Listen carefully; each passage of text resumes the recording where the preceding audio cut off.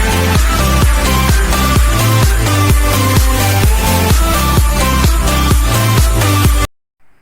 बच्चों, अब आप लोग कक्षा 10वीं में पहुंच गए हैं।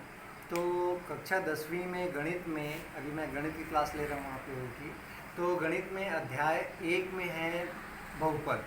तो बहुपद क्या है उसके बारे में बताने के पहले जो बहुत सारी छोटी छोटी चीज़ें हैं, जैसे बेसिक जो जानकारियाँ हैं वो बता देता हूँ आज, ताकि ये है कि अगर आपका बेस क्लियर है तो आपको कहीं पे भी दिक्कत नहीं होगी।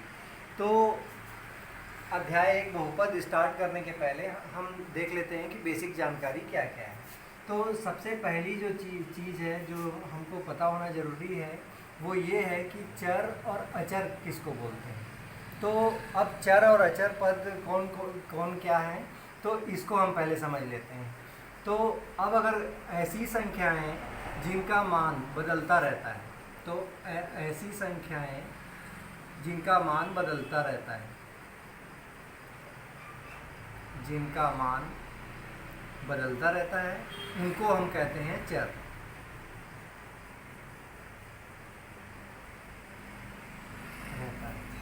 तो अब इसमें उदाहरण के लिए इसमें हम ये देख सकते हैं कि जैसे x हो गया, y हो गया, या k हो गया, या p हो गया। तो इसके अलग अलग प्रश्नों में अलग अलग जगह में इसका जो मान रहेगा वो हर जगह बदलेगा, क्योंकि सभी प्रश्नों में x का मान 1 नहीं आता है, ये पता है आप लोगों को। y का मान 1 नहीं आता है, ये भी पता है आपको। तो ये सब जो संख्याएं हैं तो इनका मान बदलता रहता है, तो इसलिए ये सभी संख्याएं कहलाती हैं चर संख्याएं। जबकि अचर संख्याएं ऐसी संख्याएं होती हैं कि जिनका मान कभी भी नहीं बदलता और एक ही मान रहता है, जिनका मान नहीं बदलता और हमेशा एक ही मान रहता है, वो कहलाती हैं चर संख्याएं। हमेशा एक ही मान रहता है, एक ही मान रहता है।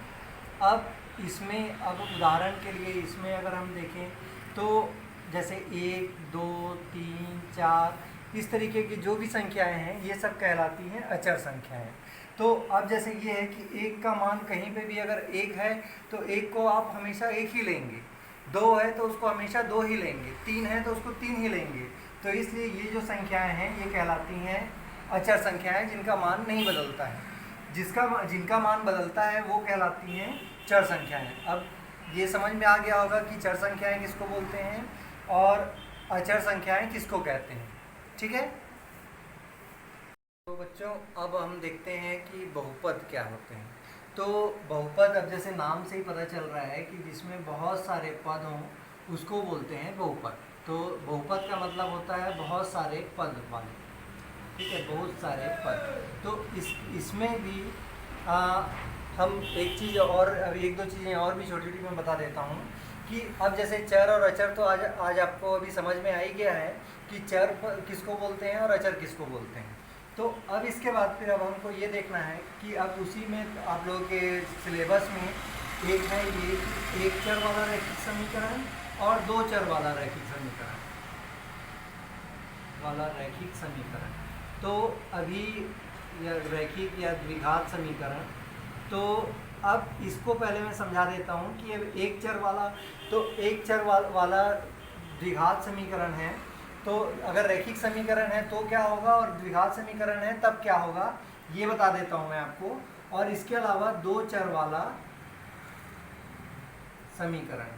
तो अब सबसे पहले तो ये बता दूं कि अगर कहीं पे भी अगर दिया है एक चर वाला समीकरण, तो एक चर वाला समीकरण अगर जहाँ पे भी है तो उसमें उसका मतलब क्या होगा। तो एक चर वाला बोल रहा है तो इसमें चर की जगह में x भी हो सकता है, t भी हो सकता है, y भी हो सकता है।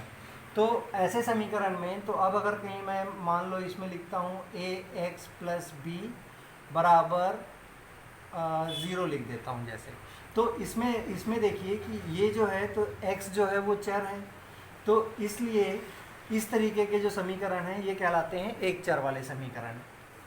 जबकि वहीं पे अगर कहीं मैं इसको ऐसा लिखता हूँ कि ax² + bx + c बराबर 0, तो यहाँ पे आप देखिए कि यहाँ पे x वाले केवल एक ही चर है, तो यहाँ पे चर केवल एक है, एक ही चर है, लेकिन यहाँ पे चर की अधिकतम घात कितनी है, तो इसमें चर की अधिकतम घात,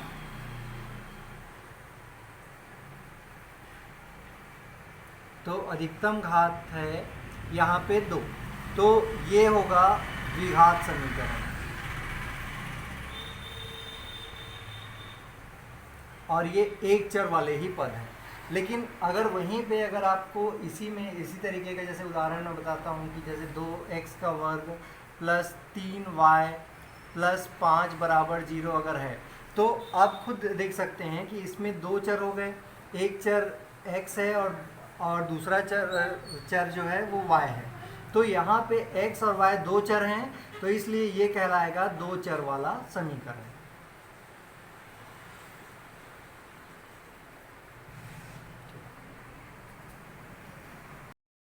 हाँ तो बच्चों, अब ये है जो अभी तक हम पढ़ते आए हैं। वैसे तो हम पढ़ चुके हैं 9th तक में बहुत सारी चीज़ें हम पढ़ चुके हैं, लेकिन होता ये है कि हम ध्यान नहीं देते हैं, तो हमको पता नहीं रहता है कि एग्जैक्टली किस चीज़ को क्या बोलते हैं। तो अब अभी जैसे एक चर वाला पहले मैं बताता हूँ, और अब इसमें भी दो तीन चीज़ें हैं।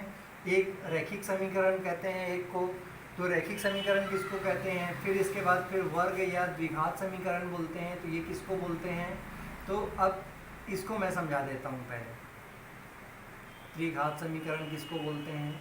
तो अब यहाँ पे देखिए कि अगर एक चर दिया हुआ है, तो अब जैसे मैं मान लेता हूँ कि यहाँ पे जो चर है वो x है, तो 2x धन 5 बराबर 0।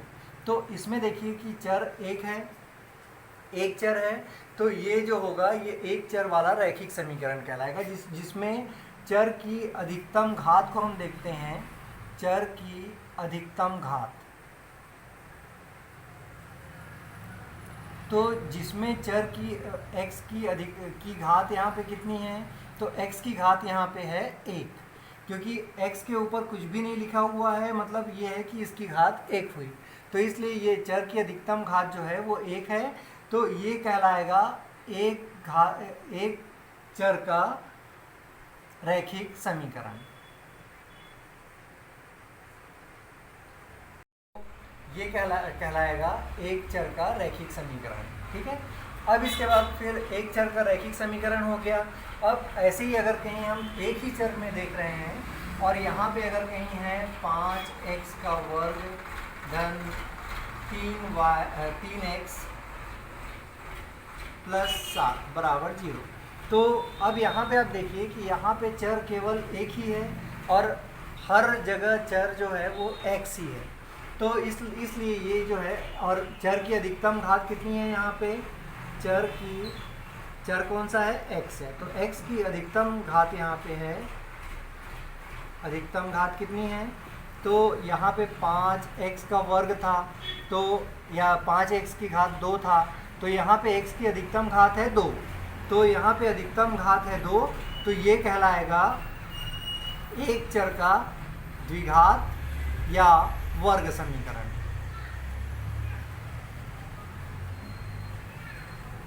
ठीक है, तो ये हो गया एक चर की अधिकतम घात। किसी भी चर की हम अधिकतम घात को देखते हैं, और अगर कहीं उसकी घात अधिकतम घात अगर 1 है तो वो कहलाता है रैखिक समीकरण, और अगर कहीं उसकी अधिकतम घात अगर 2 है तो ये कहलाता है द्विघात या वर्ग समीकरण।